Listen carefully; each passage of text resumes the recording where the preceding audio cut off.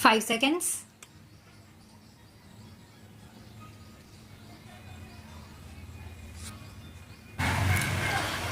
Mr. Chairman, sir, I thank you for having permitted me to speak.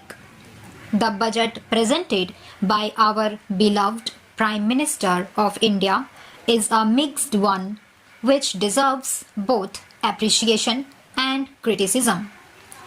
Being the maiden budget presented by our Honorable Prime Minister, he can be excused this time with the hope that he will present a pleasant budget at least next time, provided he continues to hold the finance portfolio.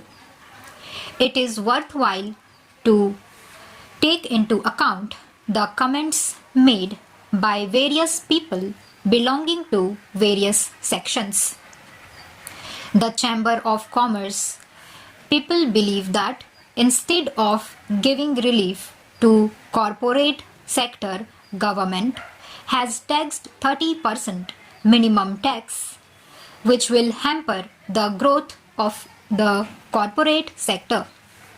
This would offset the liberalization on depreciation allowance and would create a serious impact on the share market.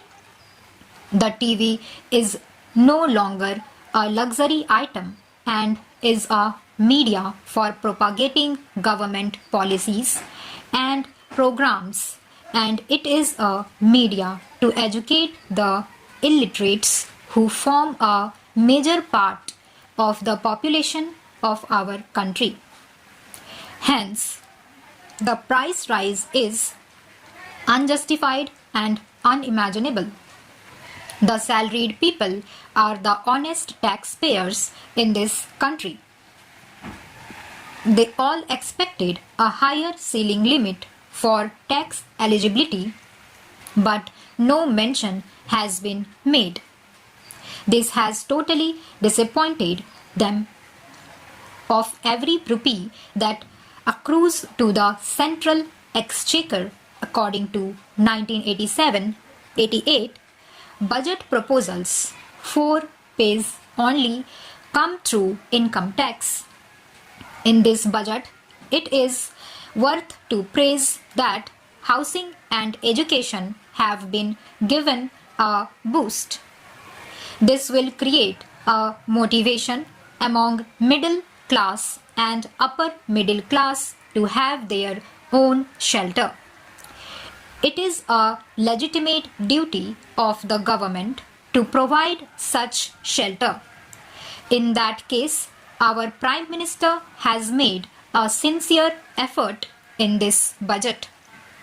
I welcome this wholeheartedly. In the name of preservation of forest wealth, 35% duty will be levied on plywoods made from prime timber and wood products. It is not logical, as on one side you want to encourage housing and on the other side wood and its products would become costlier by this levy. This will cause a further hike in the cost of building construction. I feel this is penny wise pound foolish. But our Honorable Prime Minister has made a humble plea that he invites suggestions from members and other conservationists. He should therefore revise his opinion on taxing wood products. More allocation to education is a welcoming measure which can turn our illiterate masses into literates and increase our literacy rate so that the people can judge things well and they cast their votes properly without being carried away by the sympathy waves. Excise duty on aerated soft drinks and soda being 20 paise and 15 paise per bottle is unwarranted. Soda is not used for mixing up with hot drinks alone by affluent sections, but also used by the poor and middle class people to quench their thirst. Even the politician, while speaking on the platforms, drinks soda, but he does not pay for that. The organizers of the meeting only pay.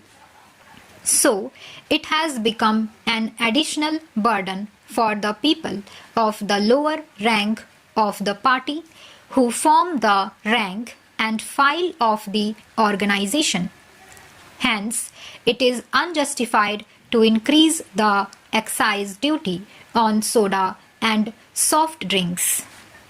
I will appreciate the Honorable Prime Minister if he puts excise duty up to 30 to 40% on hot drinks so that the people can be relieved from the clutches of the devil of drinking habits, and also the exchequer gets more money.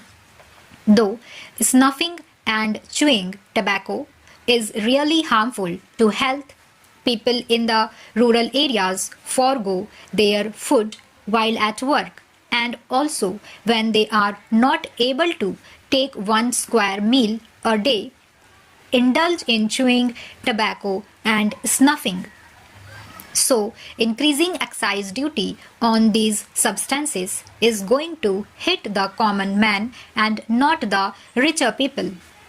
Hence, I request the Honorable Prime Minister to withdraw the excise duty imposed on tobacco and snuff. It is regrettable that our Honorable Prime Minister has forgotten the 40,000 Sikh units in the small-scale sector. Neither he has made an honest attempt to nurse them back to health from sickness, nor has he made any provision in the budget presented. Hence, I request the Honorable Prime Minister to take into account the problems faced by the Sikh units in the small-scale industries. It is unfortunate that the Honorable Prime Minister has not encouraged the banking industry, which has a major role in the national development, like tax incentives to facilitate mobilization of the savings.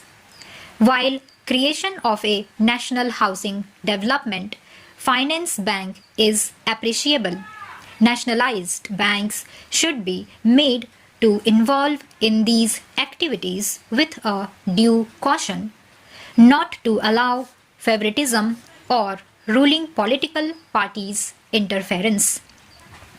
There are certain features present in the budget to be praised and applauded.